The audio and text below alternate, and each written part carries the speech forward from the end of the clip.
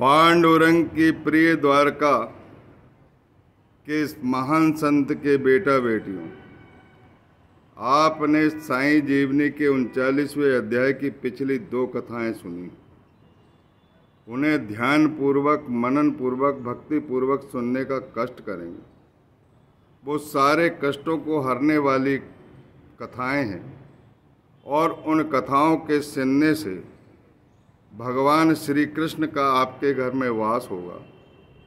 साईनाथ महाराज गुरुदेव के रूप में आपके घर जागृत रहेंगे और समस्त सिद्धियां और माता लक्ष्मी की कृपा होगी। इसलिए ध्यान पूर्वक उन कथाओं को अवश्य सुनें। अब मैं आपको ये बताना चाह रहा हूँ कि मैं बार बार कथाएं में कहता हूँ कि शिरडी जो है वो पांडुरंग की परम प्रिय द्वारका क्यों है। जो भगवान श्री कृष्ण है वो द्वारका से अपनी पत्नी माता रुक्मणी को मनाने के लिए, समझाने के लिए पंढरपुर क्षेत्र में पहुंचे हैं और जब उन्हें उनकी पत्नी मिल जाती है और वो काफ़ी रुष्ट रहती हैं, उन्हें वो बहुत समझाते हैं लेकिन वो समझ नहीं पाती और भगवान की आराधना में वो भी तल्लीन रहती है। मैं बहुत सारगर्भित कथाएं बता रहा हूँ, रहस्य बहुत लंबा है। उधर महाराज पुंडलिक अपनी माता पिता की सेवा में तल्लीन थे। ऐसी सेवा जो तीनों लोकों में माता पिता की कहीं सुनने में नहीं आई, जैसा पुंडलिक करता था। पुंडलिक का भी एक इतिहास है। पहले पंढरपुर का नाम पुंडलिकपुर था, पुंडलिक के कारण। जिस घर में पुंडलिक का जन्म हुआ था उनके माता पिता वैष्णव भक्त थे और पुंडलिक जो है रोज अपने प्रारंभिक जीवन काल में रोज नए नए उपद्रव लेके आते थे। गांव वाले शिकायत करते थे कि तुम्हारा पुंडलिक ऐसा है, तुम्हारा पुंडलिक वैसा है। माता पिता बड़े सरल हृदय के थे, वो कहते थे कि आज नहीं कल सुधर जाएगा, लेकिन उसका उपद्रव थमने का नाम नहीं ले रहा था।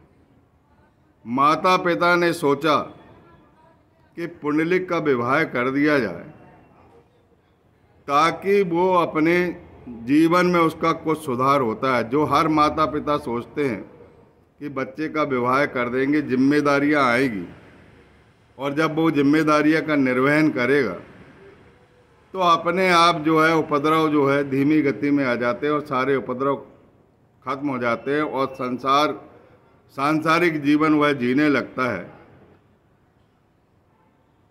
इस प्रकार के भाव से उनके माता पिता ने पुंडलिक की शादी कर दी और शादी होने के बाद पुंडलिक इतना पत्नी प्रेमी था कि पत्नी के सारे काम वो करता था। माता पिता को बहुत बुरा लगता था पत्नी कोई काम नहीं करती थी और यहाँ तक के माता पिता को तंग करने लगा, मारने पीटने लगा। प्रत्येक बात में उनकी पत्नी जो है उनको ताना देने लगी और अनेक प्रकार के जो कष्ट होते हैं वो सारे कष्ट माता पिता को झेलने पड़े। जिनका बहुत सुखी संसार था वो एक पुत्र होने के बाद उन्हें बहुत कठिनाई का जीवन, वेदना का जीवन, व्यथा का जीवन जीना पड़ रहा। इसके बाद माता पिता को उसने घर से निकाल दिया और माता पिता काशी की यात्रा में चले गए। पैदल ही वो काशी पहुंच गए और इधर पुंडलिक ने भी अपनी पत्नी को कांधे पर बिठाला और तीर्थ यात्रा पे गया और फिर इसके बाद घोड़ा गाड़ी ले ली। बड़े ऐशो आराम से तीर्थ यात्रा पे जा रहे थे। माता पिता की उन्हें कोई चिंता नहीं थी। पत्नी को घोड़ा गाड़ी में बिठा रहा था, तब उसे माता पिता के दर्शन हुए थे लेकिन उन्होंने माता पिता तरफ ध्यान नहीं दिया और आगे बढ़ते ही जैसे ही आगे जाता है तो एक महान संत वैष्णव भक्त कुक्कुट मुक्कुट आश्रम में पहुंचता है और उस आश्रम में देखता है कि एक 3 स्त्रियां जो कुरूप थी वो उस आश्रम को गोबर का छिड़काव, पहले तो साफ सफाई करती है, गोबर का छिड़काव करती है, गंगा जल छिड़कती है और पुष्पों से भर देती है, एकदम सुसज्जित उनका आश्रम कर देती है। उनके आशीर्वाद से वो तीनों स्त्रियां सुंदरी हो जाती है। एक गंगा होती है, एक यमुना होती है, एक सरस्वती होती है।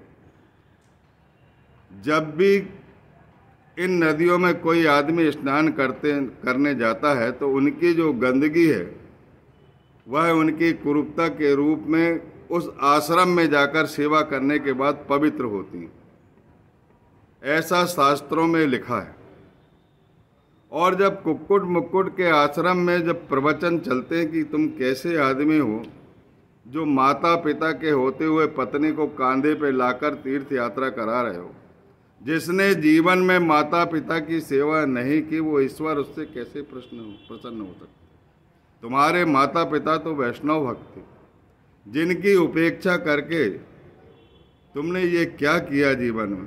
पुंडलिक को बहुत पश्चाताप होता है, पश्चाताप के आंसू उसके गिरते हैं और उनके अंतःकरण में पवित्रता आ जाती है, मन में पवित्र गंगा बहने लगती है और ईश्वर के प्रति भक्ति भाव बढ़ जाता है और माता पिता के प्रति बहुत अत्यधिक प्रेम हो जाता है और वो माता पिता को ढूंढने निकल जाता है। और जैसे ही माता पिता के दर्शन होते हैं उनके चरणों को प्रणिपात करता है, साष्टांग नहीं प्रणिपात, जो मैंने पिछले अध्याय की कथाओं में आपको सुनाया है वह प्रणिपात करता और घर ले जाके बेहद पूर्ण समर्पण भाव से सेवा करता था, नहलाता था, धुलाता था, पैर दबाता था, तेल लगाता था, मालिश करता था और सदैव माता पिता के ध्यान में निमग्न रहता था। मातृदेव नमः, पितृदेवाय नमः, इस प्रकार के मंत्रों का जाप करके सेवा करते थे। और भगवान कृष्ण पंढरपुर पहुंच गए थे और यह जो भक्ति भाव है उनसे अविदित कैसे रह सकता है, वह सर्वविदित हो गया। उनके हृदय में यह भक्ति भाव उनके अंतःकरण तक पहुंच गया और वो पुंडलिक के दरवाजे पर जाकर खड़े हो गए और महाराज पुंडलिक से बोले कि दरवाज़ा खोलो। और महाराज पुंडलिक अपने माता पिता की सेवा में ऐसा तल्लीन था कि वो दरवाज़ा नहीं खोल पा रहे थे। भगवान ने 3 बार हाक लगाई, जब तीसरे बार में पुंडलिक उठा और दरवाज़ा खोला और उनके चेहरे तरफ भी नहीं देखा और नहीं देखने के बाद वो अंदर आया और माता पिता की सेवा में पुनः तल्लीन हो। और तल्लीन होने के बाद जब देखा कि घर में रोशनी कैसी आ रही तो वह आश्चर्यचकित हो गया। पीछे उनने पलट के देखा कि भगवान खड़े हैं जिनसे तेजोमय रोशनी निकल रही है जो उनके घर को सुशोभित कर रही है। ये सुगंध कहाँ से आ रही है, तमाम चीज़ें उनके हृदय में आई और उन्होंने पीछे पलट कर देखा तो भगवान खड़े और भगवान खड़े थे तो उन्होंने एक ईंट फेंक कर दे दिया। यह ईंट भी इंद्र की ईंट है, इसका रहस्य अभी नहीं बताएंगे, वीडियो बहुत लंबा हो जाए। भगवान उस ईंट पे कमर पर हाथ रखकर खड़े हो गए और कहने लगे, प्रे पुंडलिक, मैं तुम्हारी माता पिता की सेवा से बहुत अत्यधिक प्रसन्न हूँ और मांगो क्या मांगते हैं। तो पुंडलिक बड़े विनम्र भाव से कहता है कि जिस तत्परता से कमर पे हाथ रखकर आप खड़े हैं, आपके पास कितने से पापी और पापी से पापी क्यों ना आए जिसके बहुत बुरे कर्म हैं, जिसने पिछले कई जन्मों से बुरे कर्म करते आए हैं, उनके भी पाप यहाँ क्षीण हो जाना चाहिए और इनके हृदय में भक्ति भाव भर जाना चाहिए। इस प्रकार का वरदान जो है पुंडलिक उनसे मांग लेता है। और साईं वो जो भगवान हैं जो कमर पर हाथ रखकर खड़े हैं वो तथास्तु करके आशीर्वाद देते हैं और उनकी सुंदरता देखते नहीं बनती। गले में बैजंती माला और बाजूबंद तमाम कृष्ण के जो सुसज्जित आभूषण, तमाम आभूषण उनके शरीर पर रहते हैं और वो वहीं पर हमेशा हमेशा के लिए स्थायी हो जाते हैं। और इसके बाद देव उठनी एकादशी और देव शनि एकादशी का भी अलग किस्सा मैं वो अलग बताऊंगा। अब मैं यह बताना चाह रहा हूं कि भगवान श्री कृष्ण पंढरपुर कैसे आए, ये जानकारी तो आपको लग गई। इसके बाद की कहानी ये है कि वो शिरडी को उन्होंने द्वारका कैसे माना। पंढरपुर में बहुत मुस्लिम भक्त, कई लोग सगुण आराधना भी करते और आज भी करते। कुछ ऐसे लोग हैं जो निर्गुणवादी नहीं होते, सगुण आराधना में उपासक रखते हैं। पहले का भी इतिहास रहा है, रहीमन ऐसे अनेक सूफी संत हुए हैं जो वैष्णव भक्त भी हुए और उन्होंने अपना निराकारपन स्वभाव को छोड़कर भगवान के सगुण रूप को फोकस किया। वह बात पांडुरंग के हृदय तक पहुंच गई। उन्होंने सोचा कि वैष्णव भक्त के लिए तो ठीक है, लेकिन सभी भक्तों के कष्ट दूर करने के लिए मुझे कुछ ना कुछ करना होगा और मुझे किसी भी रूप में, किसी भी हिस्से के रूप में, भगवान दत्तात्रेय के तो 3 सिर हैं। एक सृष्टि के पालनकर्ता भगवान विष्णु, एक सृष्टि बनाने वाले भगवान ब्रह्मा जी, और इस सृष्टि को जन्म देने वाले, प्राणियों को जन्म देने वाले और उनका लय करने वाले भगवान शिव। तो इस रूप में भगवान विष्णु के रूप में उनका अवतार हुआ, यह मेरा हृदय कहता है। और मैंने जो किताब पढ़ा हूँ वो शिरडी में एक ब्राह्मण फकीर के यहाँ उनका अवतार। 5 साल की उम्र में उनकी माता ने उन्हें एक ब्राह्मण फकीर को दे दी और वो ब्राह्मण फकीर कोई नहीं थे, गोपाल राव देशमुख थे। और वह गोपाल राव देशमुख जो शिवाजी महाराज के दायित्व को संभाल रहे थे। शिवाजी महाराज जो है वो रामदास स्वामी समर्थ के शिष्य थे, जिन्होंने यवनों से गाय की बाखूबी रक्षा करने का काम किया। और शिवाजी महाराज ने भी मराठवाड़ा सेना के हिंदुओं की रक्षा के लिए तमाम काम किए। उनकी रक्षा के लिए उनका पूरा जीवन गया और भगवान ने उन्हें कई प्रकार सहायता भी दी। और इसके बाद यह दायित्व गोपाल राव देशमुख जो साईनाथ महाराज के गुरु हैं, जो दासगणु महाराज के रिसर्च में लिखा हुआ है, उस कथा को अवश्य सुनिए। बच्चों के साई बाबा में साईनाथ महाराज के गुरु नरसिंह स्वामी और दासगणु महाराज का रिसर्च अंकित है। 5 साल की उम्र में गोपाल राव देशमुख के गोद में आ जाते हैं और चातुर्मास के लिए चले जाते हैं और पूरी शिक्षा जो है, अपने अंदर की जो शक्तियां हैं वो सब हस्तांतरित कर देते हैं।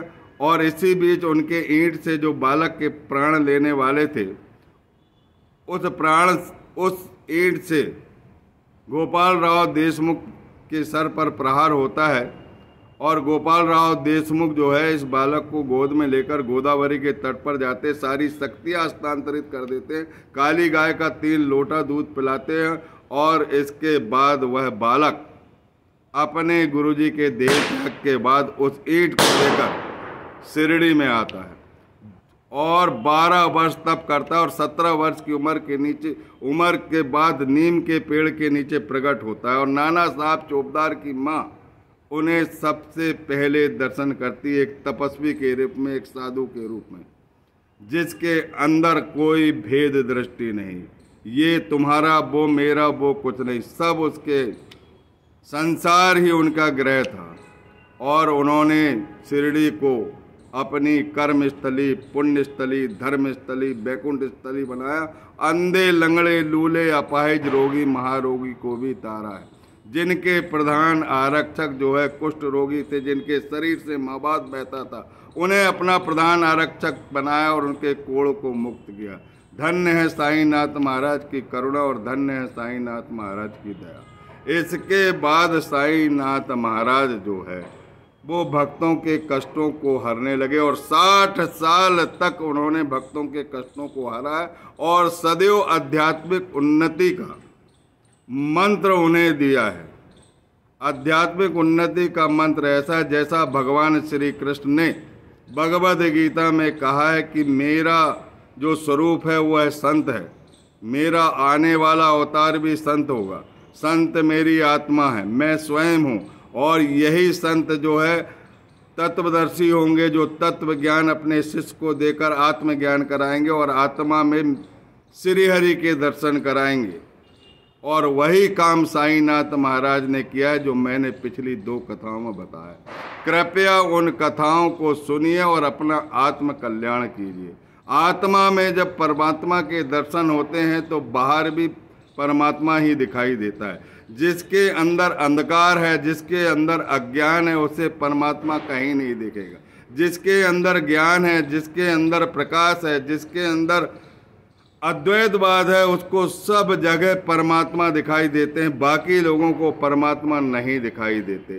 तो शिरडी में जो लोग साईनाथ महाराज की बातें करते हैं उन्हें परमात्मा नहीं दिखते, क्योंकि उनके अंदर अज्ञान भरा हुआ है। बोलिए सच्चिदानंद सद्गुरु साईनाथ महाराज की जय।